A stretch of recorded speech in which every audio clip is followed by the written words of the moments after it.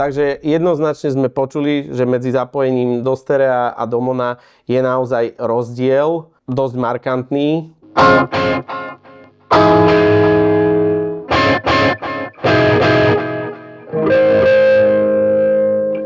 Za mňa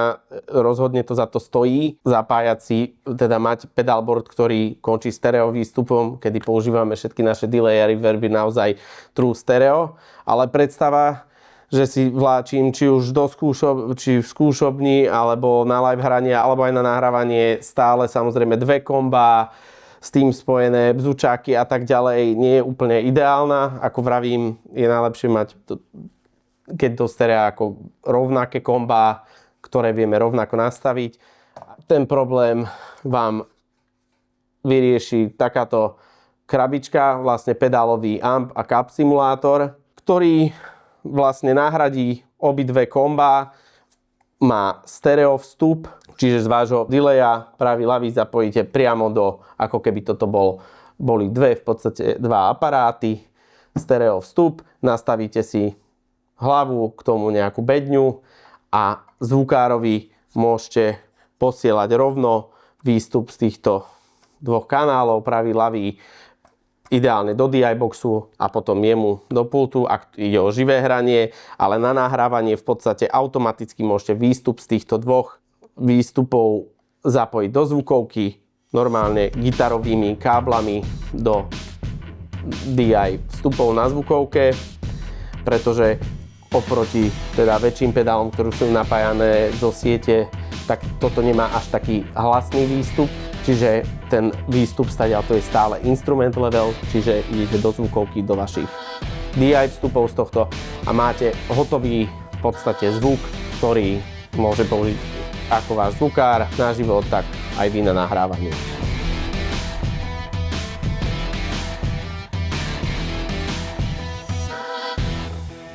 Takže zapojili sme to v podstate identicky ako do dvoch komp, keď sme išli klasické sériové zapojenie a teda gitara ide do gateu, ten mám momentálne vypnutý, ale nechal som ho v ceste a v podstate ideme rovno z gateu monosignál do ľavého mono inputu delaya a tam v delay sa nám vlastne mení signál z mona na stereo, vychádzame z delayu, teda ľavá a pravá strana krmi ľavý a pravý vstup na tomto amp a cap simulátore a ideme vlastne z neho zase pravá a ľavá von do DI boxov. Hovoril som, že môžete z toho nahrávať aj priamo gitarovými káblami do svojich vstupov, DI vstupov na zvukovke. Skúsil som si to a bolo to dosť tiché a nechcel som používať dlhé gitarové káble, na ktorých by zase ten signál len strácal výšky a naberal šum, takže rovno vlastne výstup z pedálu som zapojil do dvoch DI boxov a tie idú výstup z DI boxov rovno do mikrofónnych vstupov na zvukovke a v podstate znie to takto.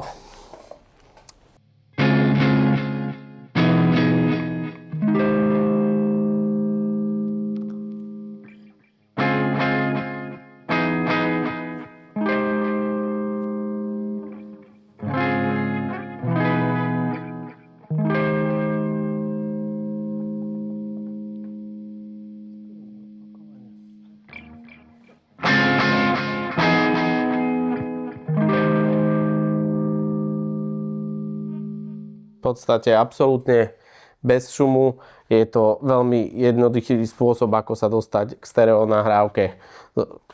gitarového zvuku vlastne z vášho pedalboardu. Samozrejme, ako som hovoril, toto je stále zapojenie do série. Teda rovno ideme ako keby pred náš fiktívny aparát z delayu. Nemá to vstup ako nejakú efektovú slučku, čo napríklad iné modelery väčšie ako Kemper alebo ja neviem Helix, sú rôzne formáty týchto amp simulátorov v podstate, takže si nájdete, ktorý vám vyhovuje a ktorý je finančne pre vás dostupný, ale teda bola by ešte cesta s takýmto amp simulátorom, ktorý má aj efektovú slučku, kde teda by ste zapojili ten delay paralelne a teda fakt by to simulovalo reálny veľký rig so stereo efektovou slúčkou, ale v podstate keď aj takýto pedál nemáte a ide vám len o nahrávanie, alebo teda máte pedalboard, zvuky, pedále, ktorý máte rád, ale chcete si nahrať nejaké demo, tak v podstate viete túto časť úplne obísť a nahrať si to vlastne systémom, že tieto dva káble, ktoré nám krmia náš amp simulátor, rovno dáme do DI vstupov na zvukovke a nahráme si náš hotový zvuk, na ktorý zavesíme v počítači potom amp simuláciu. Zase účel svetí prostriedky, ide o to, čo chcete vo výsledku robiť. Ak chcete nutne použiť váš delay, áno, nahrajte si na 2 kanály výstup z toho delaya priamo teda do zvukovky a použijete váš delay pred nejakým virtuálnym ampom. Ale v podstate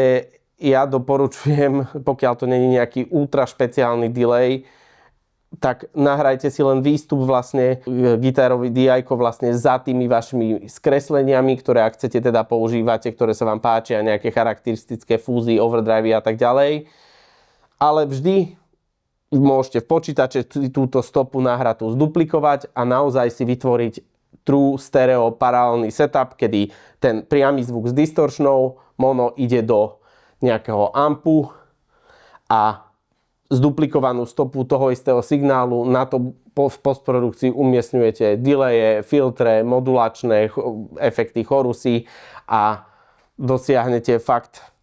najviac hi-fi gitarový zvuk, aký sa dá. Akože ak vám naozaj ide len o to nahrávanie, nepotrebujete live to riešiť, ako hrať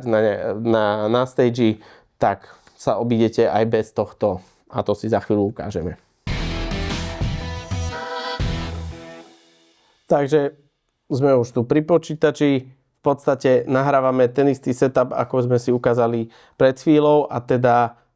zapojenie stereo, ale do série a teda idem tak, ako som išiel predtým, v podstate z gitary do gateu, za tým nejaký tube screamer, z neho idem do delayu, kde sa teda monosignál mení na stereo a teda stereo výstup z toho delaya, tie 2 kanály nahrávam rovno do zvukovky.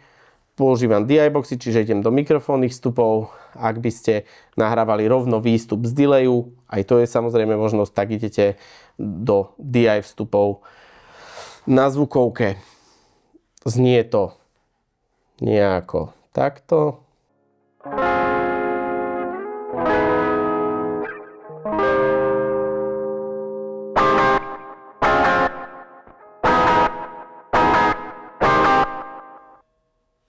Čiže je to full stereo, v podstate to isté, ako sme si ukazovali aj na kombách alebo cez ten amp simulátor. Ale je tu samozrejme možnosť nahrať to stereo a paralelne, lebo v tejto chvíli všetko, čo ide von z pedalboardu, už ten delay je proste zapečený samozrejme v tom signáli a ide ide rovno do môjho virtuálneho ampu. Je teda možnosť rozdeliť signál za skreslením v pedalboarde a nahrať si na jeden kanál ten monosignál toho nášho čistého signálu alebo skresleného po distorčnoch, po overdrivoch a potom si nahrať separátne výstup teda z delaya na ďalšie 2 kanály. Čiže potrebujeme na takýto systém nahrávania potrebujeme 3 vstupy na zvukovke. Keď chceme oddeliť signál, ktorý je len skreslený, ale bez delayu, ten si nahrávame do jednej stopy a do druhej stereo stopy si nahrávame výstup z delaya. A vieme teda separátne tieto 2 zvuky procesovať a dosiahnuť tak stereo paralelný setup. Ak však nejde, že nevyhnutne chcete ten váš delay a vaše modulačné efekty a ide naozaj o to len čo najrýchlejšie si nahrať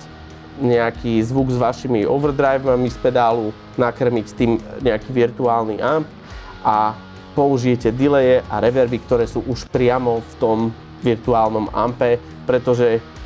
nemusíte sa káblovať a hrať sa s týmito routingom, ale rovno sa vám to v tom plugine vlastne routuje paralelne a znie to teda najlepšie. Ale ak chcete použiť svoje modulačné efekty, čo máte na pedalboarde, tak vám ukážeme, ako si to zapojíme a nahráme si ukážku na porovnanie.